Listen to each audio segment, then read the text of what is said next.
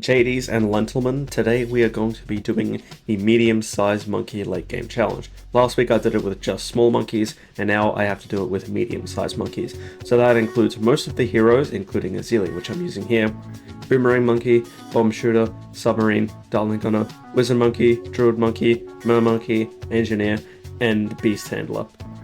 I'm going to get as far as possible into BTD6 free play using just these towers.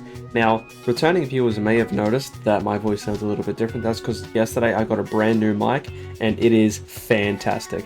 It is extremely sensitive. I actually sound like myself in OBS and I actually just sound like myself pretty much. So now I can actually do live commentaries, I can do live Battles 2 videos or BTD6 challenges, and hell, maybe I could even stream if I can figure out how to set that up. The main downside of this mic is that it picks up every noise created in a 6-kilometer radius. For example, I had to redo this commentary like 3 times because birds were chirping outside my window. But they are gone now. It just happened again. They're still tweeting. Can you hear that? Of course you can, because this mic is so incredible it picks up even the birds outside my closed windows. Other than that, this mic is incredible. It cost me like $200, whatever. I have so much saved up in the bank because I just do not know how to spend money, apparently. Getting back to the game, we're going to start off with getting down a bunch of druids and esaelP because I need to level her up so she can actually defeat the bad balloons that are going to inevitably come out.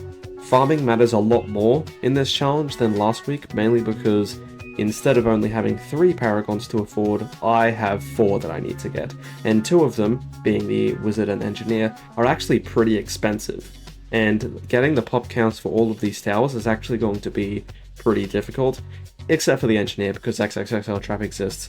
But these are the 3 of the Paragons that can't actually get pops super duper quickly. The reason this matters is because some towers that need pops for their respective Paragons can get the pops very quickly.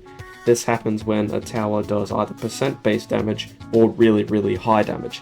So for example, the XXXL trap, which can absorb ZOMGs of any HP, will get its pops really quickly. The same with the ninja and the ace. Now the ace doesn't do percent base damage, but the flying fortress does such high DPS and it has such high PS and attack speed that it's going to get its pops in like 20 rounds. However, towers like the Wizard, Boomerang, and Submarine, they don't do percent base damage or they don't do super high damage.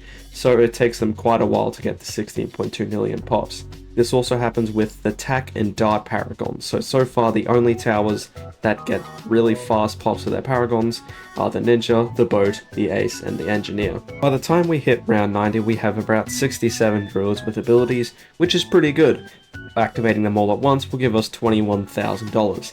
That's enough to buy a few more druids, and with that new money, we're going to get even more druids. Farming starts off slow at first, but then very quickly gets very fast. I bought the level of esaelP there because she decamos DDTs at that level, and since jungle bounties can't naturally pop camos, then we need a decamoing option. Right now, esaelP is our best decamoing option, but later we can get the Submarine, because right now I want to focus all of my money on druid farming. Speaking of money from druid farming, I'm going to talk about an incredibly irrelevant topic, but something I do want to talk about. I released a post a few days ago asking you whether I should do a late game run on one of the hardest community made maps in the game. There were 4 options. From memory, I believe there were Uncharted Abyss, Bloon Eternal, Twisted Nightmare, and Isom Trinity. The results are in from the post, and looks like Twisted Nightmare won by a long shot. Isom Trinity tried to happen, but clearly you all want to see me suffer on the 6th hardest map ever made in this entire game. That settles it, I am doing a run on Twisted Nightmare. I kinda wanted to do Isom Trinity, but you gotta give the people what they want. That video might be coming out in about 2 or 3 weeks because obviously I need time to prepare for the absolute hell that is Twisted Nightmare. I mean, this is one of the hardest maps ever. Like, even Bloody Puddles is nothing compared to this map. I might be completely screwed. I did try to do a late game challenge on Triangle Cave and tried to make a video out of it. I don't think people would have been very impressed because I got completely annihilated by round 103. Like, the DDTs are horrifying on that map. It is so short, and it has 3 really far away tracks. Now, obviously, Twisted Nightmare is going to be easier, but under no circumstances is it going to be like a walk in the park. I'm going to have to fight for like every round on that map I'm not even sure round 140 is possible on that map. I mean, I'll have to see. Irrelevant side tangent over, back to the main game. Finally, on round 119, I actually finished my farming setup. I wasn't completely off with my guess of round 120, but round 119 is pretty good. Because as you can see, down in the ability corner, I have over 200 druid abilities. That's over $64,000 worth of money, every single ability. That's pretty good, but it is the slowest farming method throughout this entire challenge between small, medium, and large towers. And since it's going to take us so much time to actually get the required money for the Paragons and the setup, we're going to skip to round 175, where we get our degree 90 Engineer Paragon. I could have gotten degree 91. I didn't really feel like getting degree 91 because I didn't feel like buying and reselling my druids for the extra engineer tiers. Plus degree 90 and degree 91, it's just 1 degree, not going to make too much of a difference. Shortly afterwards, at the end of round 179, I managed to get a degree 90 Wizard Paragon. That's 2 very strong Paragons, and now the only ones I need are the Boomerang Paragon, which I get at the end of round 186, and the Submarine Paragon, which I managed to get just before round 200. Now we have all 4 of our Paragons, and it is now time to save up for the tier 4 towers that are going to act as the rest of our defense. Out of all the tier 4 towers I could choose that could make the rest of my defense, there were 4 relatively good options. The middle path Mermonkey, aka the Arctic Knight, the top path and bottom path of the Dartling Gunner, also known as the Plasma Accelerator and the Blunaria Denial System, and the Arcane Spike of the Wizard. I decided not to do Arctic Knight because I believe that it would do less damage, although I have not tested it. And I didn't do Plasma Accelerator because I actually forgot to do it in this run, which is a mistake by me. And so it was between the Blunaria Denial System and the Arcane Spike. I decided to go with the Blunaria Denial System because it both has a lot more range and it does a lot more damage per second. Looking back, I believe Plasma Accelerator would have been the best option, mostly because the ends of the beam do extra damage than the main beam. I believe it was 6 times more, but also, if the Plasma Accelerators cross beams, then the Monkey Knowledge Point Acid Pools actually becomes useful because it does a surprising amount of damage. It got buffed a few updates ago, so Plasma Accelerator would have been easily the best tier 4 tower. I just didn't do it because I have the memory of a goldfish, and I have an IQ score that I can count on my fingers. I stopped farming on round 251 and sell all of my druids. Now I have close to $3.5 million saved up, and I decided to get down a whole map of bads and overclocks to buff the bads if I need them.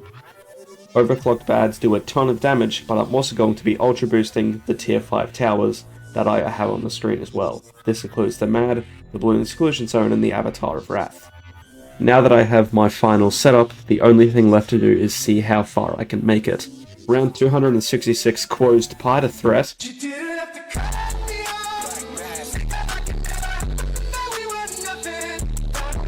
Round 266 posed quite a threat with many fortified bads, but luckily I was able to use Ezeli's ability to just absolutely demolish them, because Ezeli's ability can jump from bads, and this is extremely useful. Ninja Kiwi, please do not nerf this hero. On round 286 I actually died because I didn't activate Ezeli's ability early enough because I was too busy watching the newest Ryan Mahalik video.